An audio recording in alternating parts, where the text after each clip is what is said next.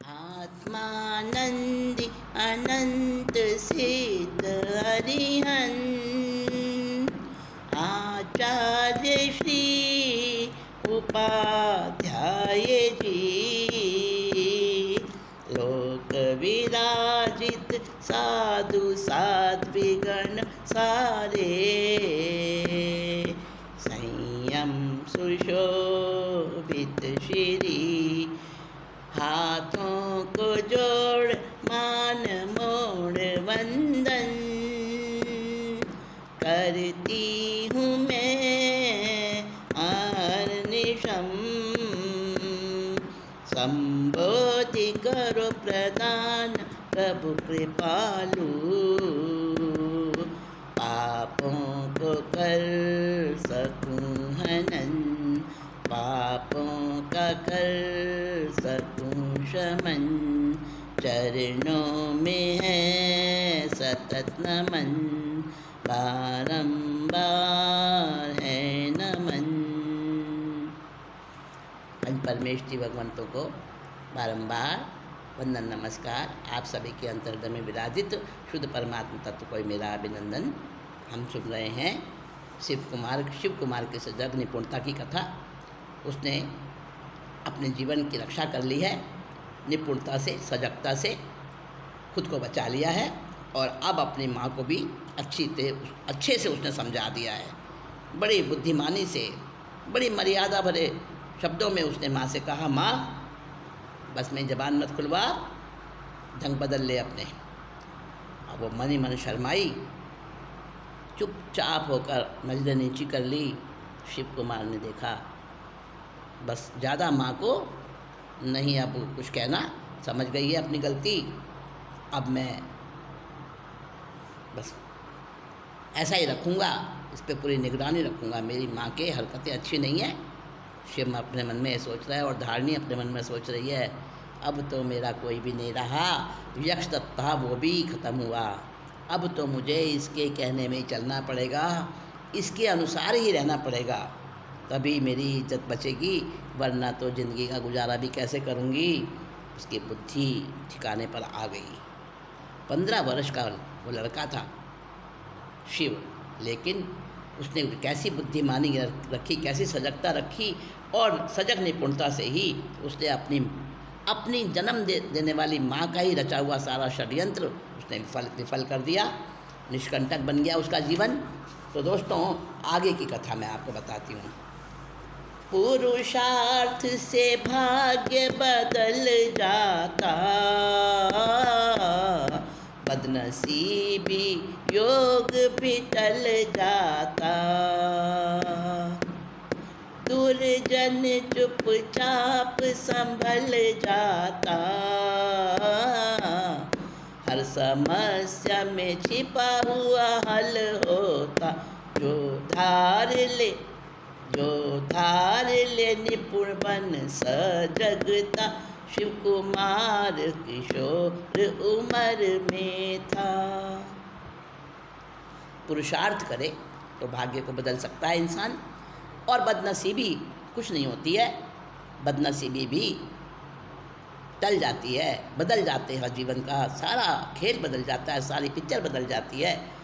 और कोई अगर दुष्ट भी होता है तो अगर निपुणता से उसका पाला पड़ जाए तो दुष्ट भी संभल जाता है, अपनी दुष्टता को ख़त्म कर देता है। देखो धारणी ने चुपचाप अपना रास्ता बदल लिया, समझ गई वो कि अब शिव के अनुसार चलने में ही, अपने बेटे के अनुसार चलने में ही मेरी भलाई है।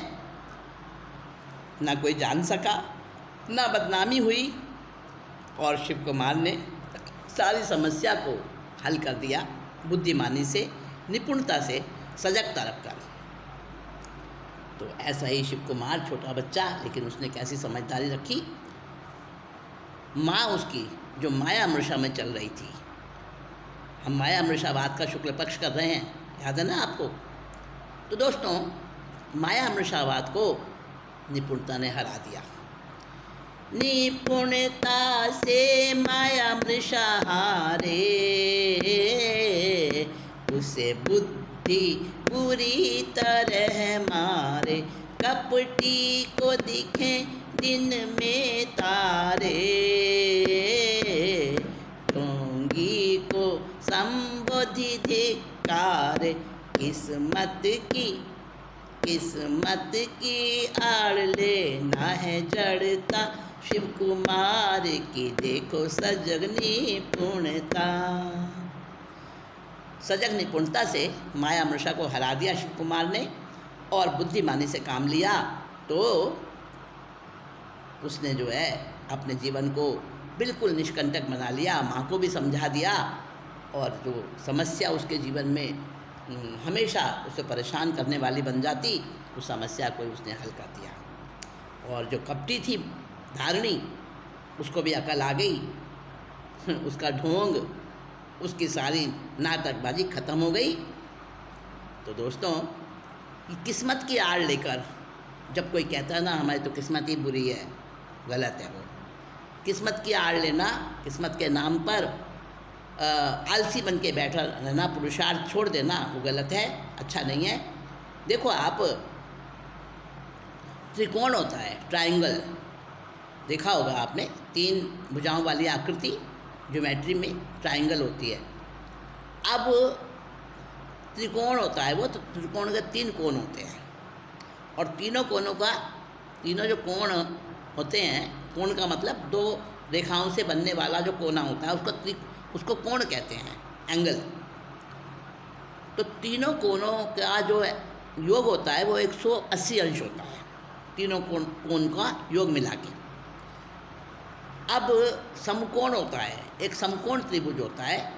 समकोण त्रिभुज की आकृति कैसी होती है कि एक सीधी लाइन लंबी और एक सीधी लाइन उसके ऊपर खड़ी हुई। वो जो सीधी लाइन, 2 लाइन मिलकर एक आकृति बनाते हैं, एल, अंग्रेजी का एल होता है ना, उस एल की तरह जो आकृति बनती है वो होता है समकोण। और जो बीच में जो दोनों की आकृति बन रही है और जो खुली जगह है उसको आपस में मिला दें तो वो एक समकोण त्रिभुज बन जाता है वो। तो उसका भी तीनों कोणों का योग 180 अंश का होता है। तो समकोण जो है वो तो 90 अंश का हो गया, एक कोण तो 90 अंश का हो गया, और बाकी के 2 कोण वो दोनों मिलके 90 के होंगे, तभी तो 180 होगा ना कुल। तो त्रिकोण के 3 कोणों में से समकोण जो है वो दोनों पर भारी पड़ता है। तो यहाँ हमारी इस कहानी में शिव ने जो काम किया वो समकोण की तरह से किया, 90 अंश का समकोण, और बाकी के दोनों का योग 90 अंश होगा, वो अकेला 90 अंश का। तो सीधा बना और सीधा साधा बेटा बनकर, और उसने अपनी माँ की बीमारी दूर कर दी। दोस्तों, इसीलिए कहा कि सजग निपुणता जीवन में बहुत ज़रूरी है। सजग जीवन जिलो अमृत पी लो, साक्षी भाव इसका नाम, ऐसा कहे जिन वाणी, बुद्धि तूने पाई मूढ़ता क्यों आई, मत करो चेतन बदनाम, ऐसा कहे जिन वाणी। सजग जीवन जिलो अमृत पी लो, साक्षी भाव इसका नाम, ऐसा कहे जिन वाणी। दृष्टा बन हर कर्म को देखो, भोग से रह कर न्यारे, ज़्यादा नहीं इसमें कुछ मुश्किल, कोशिश है हाथ हमारे, हम रहें क्यों बन के गुलाम, ऐसा कहे जिन वाणी। सजग जीवन जिलो अमृत पी लो, साक्षी भाव इसका नाम, ऐसा कहे जिन वाणी। जो अपनाए निपुणता उसका उतार होता यकीनन, लौकिक और आध्यात्म दोनों में मिले सफलता फौरन, कष्टों से मिलता विराम, ऐसा कहे जिन वाणी। सजग निपुणता रखी थी शिव ने, प्राण सुरक्षित होते। सन्मार्ग आई कुमार्ग गामी माँ, पाप कलुष को धोके, अब करे शिव नित्य प्रणाम, ऐसा कहे जिनवाणी सजग निपुणता। हाँ तो दोस्तों, शिव ने सजग निपुणता रख के और अपनी माँ को कैसा बदल दिया। अब जब माँ अच्छी बन गई तो शिव के मन में माँ के प्रति जो नफरत आई थी वो भी दूर हो गई। अब रोज़ माँ को प्रणाम करता है, माँ का सम्मान करता है। और धारणी भी अब एक सन्नारी बन गई थी। उसके जो पश्चाताप के आंसू थे, अंदर ही अंदर जो वो शर्माई थी, लज्जित हुई थी, उससे उसका सब पाप कलुष धुल गया। दुनिया सजग के साथ में चलती, मूर्ख से बच कर निकले, दुर्भागी सौभागी बनता, निर्धन धनी में बदले, मिल शिव संबोधि धाम, ऐसा कहे जिनवाणी। सजग जो होता है, निपुण होता है, दुनिया उसी के साथ में चलती है। और मूर्ख अपना नुकसान करता है, अपनी हानि करता है, और सब उसको ताली बजा बजा के हंसते हैं, कोई उसका साथ नहीं देता और दुनिया उसे किनारा कर लेती है। दुर्भागी सौभागी बन जाता है अगर निपुणता रख के, सजगता रख के शिव के तरह से। और अंत में कर्मों को जो हराता है, कर्म को नष्ट करता है सजगता और निपुणता रखकर। ये कर्म कहाँ से आ रहा है, क्यों आ रहा है मेरे साथ, ये कर्म मेरी आत्मा के गुणों को कैसे नष्ट कर रहा है, इसको मैं आगे नहीं बढ़ने दूंगा। ये सजग निपुणता रखने वाला एक दिन सब कर्मों का क्षय कर डालता है और शिव संबोधि धाम को पहुंचता है, अर्थात वो सिद्धालय का अधिकारी बनता है। दोस्तों, आपने शिव की माँ का चरित्र सुना, कौन थी? धारिणी। और आपके मन में आ रहा होगा कि नारी ऐसी होती है। नहीं, ऐसी धारणा मत बनाना। असल में तो नारी शक्ति रूप है, और नारी में अगर कुछ बुराइयां आती हैं तो वो उसके गुणों पर हावी नहीं हो सकती। हम नारी के गुणों की थोड़ी चर्चा कर लें प्रसंगवश, बहुत ज़रूरी है, नहीं तो नारी शक्ति के ऊपर एक ये धब्बा लग जाएगा। तो मैं समझती हूँ कुछ नारी शक्ति के बारे में हमें बात करनी है। आज करेंगे चर्चा हम मिल नारी के सम्मान की, ध्यान लगा कर सुनना सभी महिमा नर की खान की। धन्य मातरम, धन धन मातरम, धन्य मातरम, धन धन मातरम। नारी को कोई नागिन माने, कोई नरक का द्वार जी, कोई उसको जूती कहते, कोई प्रभु सा, कोई पशु साकार जी। नारी के लिए नर को देते ताड़न का अधिकार जी, कोई कहते घर की गुड़िया सज्जा साज श्रृंगार जी। घर में रहकर नर से दबकर घूंट पिए अपमान की, ध्यान लगा कर सुनना सभी महिमा नर की खान की। धन धन मातरम, धन्य मातरम, धन्य मातरम, धन धन मातरम। संतों ने भी कहा यही नारी का दर्जा नीचा है, इसीलिए अधिकार सभी अपने हाथों में खींचा है। वैराग्य भाव में बाधक नारी ऐसा वे बतलाते हैं, पतन मार्ग का मूल सदा नारी को ही ठहराते हैं। खुद हैं मानो धुले दूध के, बातें हैं अज्ञान की, ध्यान लगा कर सुनना बंधु महिमा नर की खान की। धन्य धन्य मातरम, धन धन मातरम, धन्य मातरम, धन धन मातरम। दोस्तों, नारी शक्ति की खान है, शक्ति रूपा है। इस सृष्टि की जो मूलभूत है वो नारी है। जो कहते हैं महादेव, सनातन धर्म में महादेव शिव को कहते हैं, ब्रह्मा विष्णु महेश, और उसमें शिव को बड़ा माना है। तो वो भी शिव ने भी कहा है कि शक्ति मुझसे बड़ी है, यानी शक्ति यानी नारी। और शिव भी जो हैं अर्धनारीश्वर कहलाते हैं। नारी के बिना नर अधूरा है और नारी नर की खान है। तीर्थंकर, बड़े बड़े चक्रवर्ती, बड़े बड़े महापुरुष, देशभक्त, सम्राट,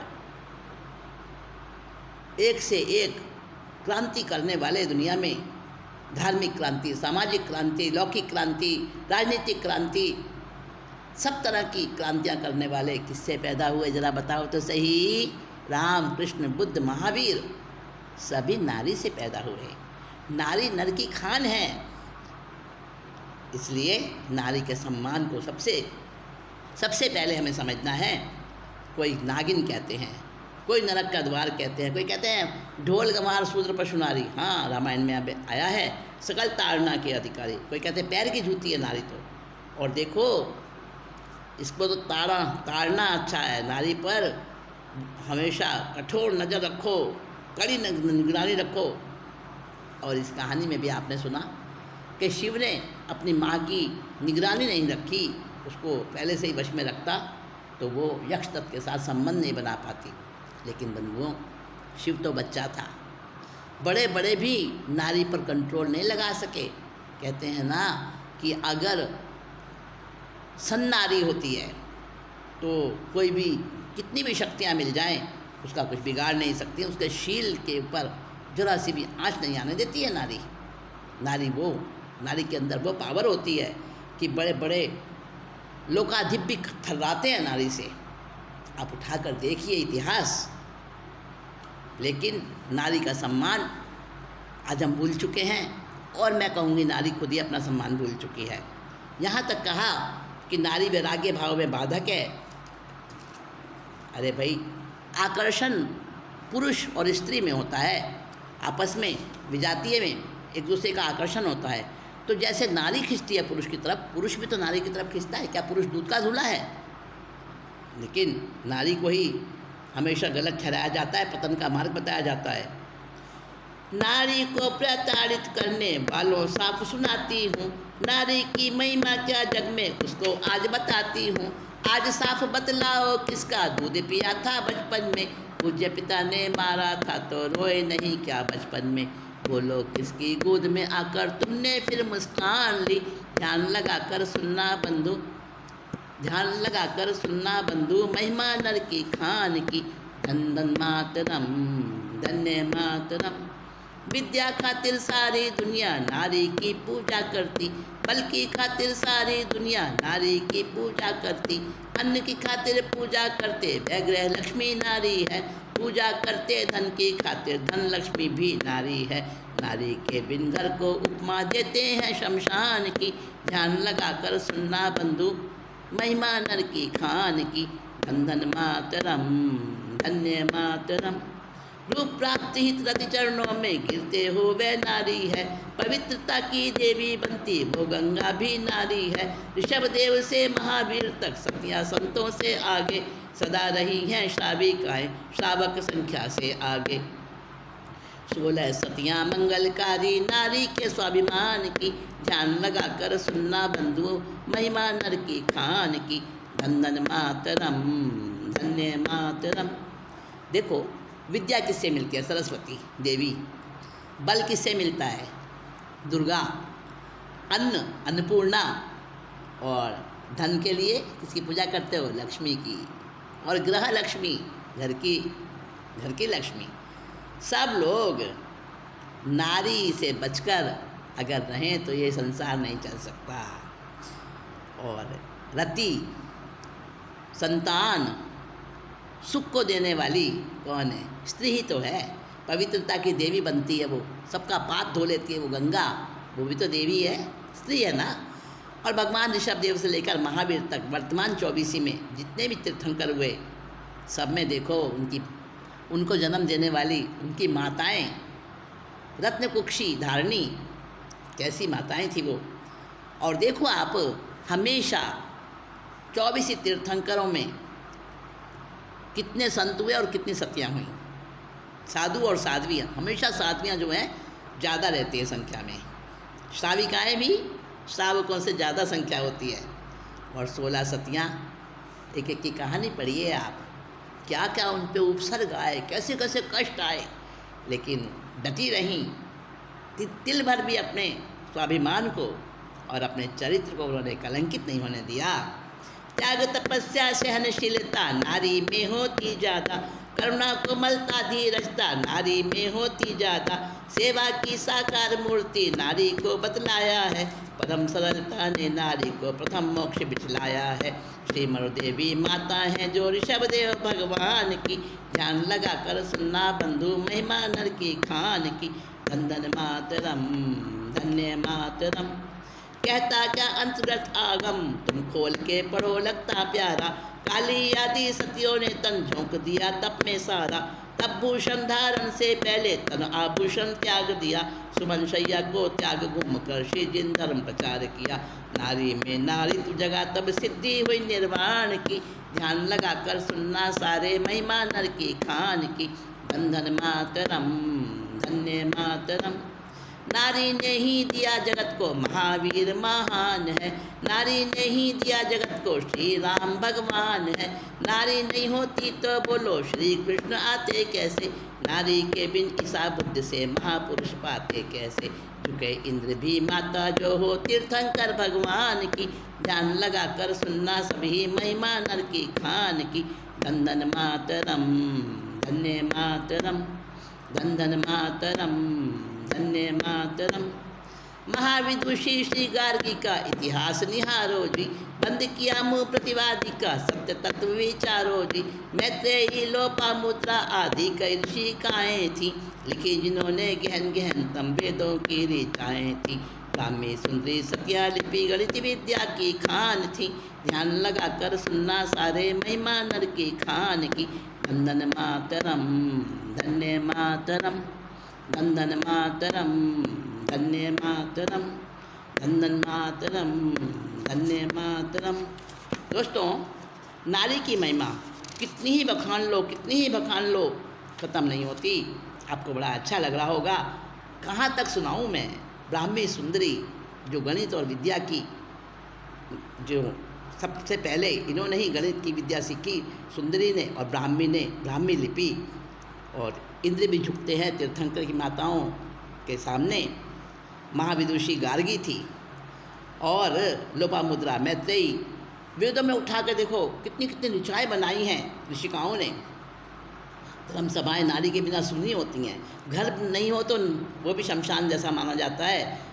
और मर्द नहीं, मर्दों की इज्जत कौन थी? झांसी वाली रानी, मेवाड़ देश की मुकुटमणि थी पद्मनी रानी।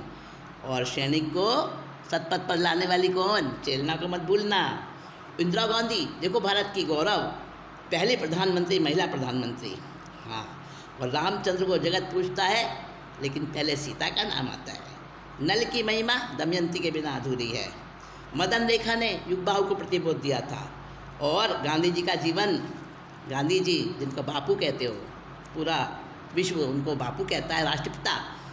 पुतली बाई उनकी माँ ने उनको कैसे तराशा था। राधा कृष्ण, सीताराम, शिव, और सब में नारी पहले आती है ना। नारी आती है ना पहले। लक्ष्मी नारायण, पहले लक्ष्मी आई। और तुलसी की मौन निद्रा भंग करने वाली कौन थी? रत्नावली। शांतिनाथ भगवान की माता अचला देवी, भूलना मत, पन्ना राय को मत भूल जाना। और सरोजनी नायडू, कैसे नारियों का गौरव बढ़ाया था। राजमती, अरे हाँ, रथ ने भी वो कैसे फटकारा और दीक्षा लेकर सबसे पहले खुद मोक्ष में गई, और बाद में अरिष्टनेमी भगवान बाद में मोक्ष पधारे।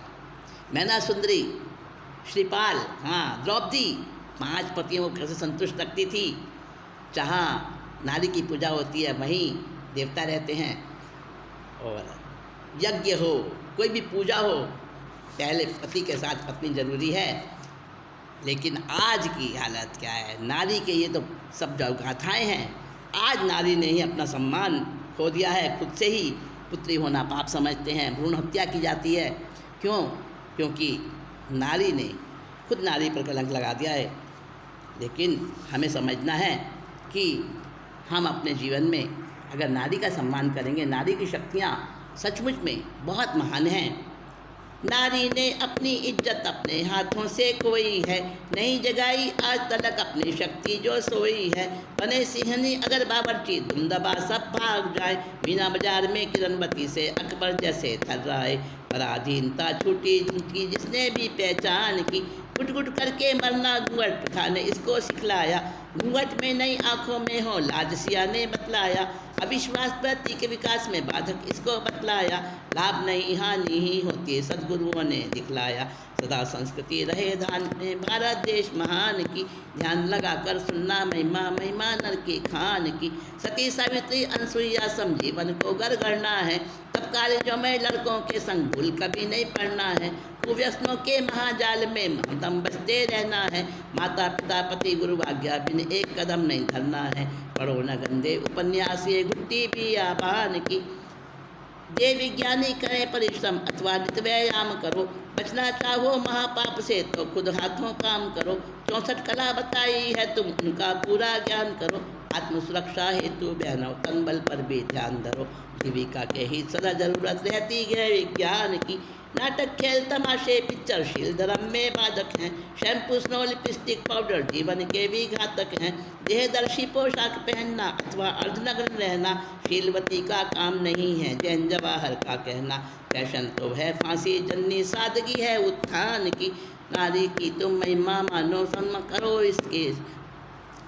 अब दोस्तों, नारी की महिमा कहते कहते बहुत समय बीत रहा है और युग युग बीत जाए तो भी इसकी महिमा का अंत नहीं है। मैं यही कहूँगी नारी शक्ति को कि आज अपनी उस खोई हुई अस्मिता को, ठीक है कंधे से कंधा मिलाकर नारी चल रही है, लेकिन फिर भी बहुत सारे दोष बहनों में आ गए हैं, तो उन दोषों को हमें दूर करना है। हम ये समझें कि समाज के भाग्य चक्र की नारी धुरी है, अगर इसका अपमान हम करेंगे, अपने गुणों को हम नहीं सोचेंगे, नारी ही नारी की दुश्मन बनती है। चाहे दहेज हो, चाहे जलाकर मार दिया जाए बहुओं को, चाहे भ्रूण हत्या हो, नारी ही जो है व्यभिचारी होती है तो पुरुष व्यभिचारी बनता है, पुरुष पापी बनता है। नारी अगर चाहे तो सबको ईमानदारी से ईमानदारी की राह पर चलाए, अपने पति को संतान को अच्छे संस्कार दे। नारी ही अगर समझ जाए तो ये संसार ही स्वर्ग बन जाए।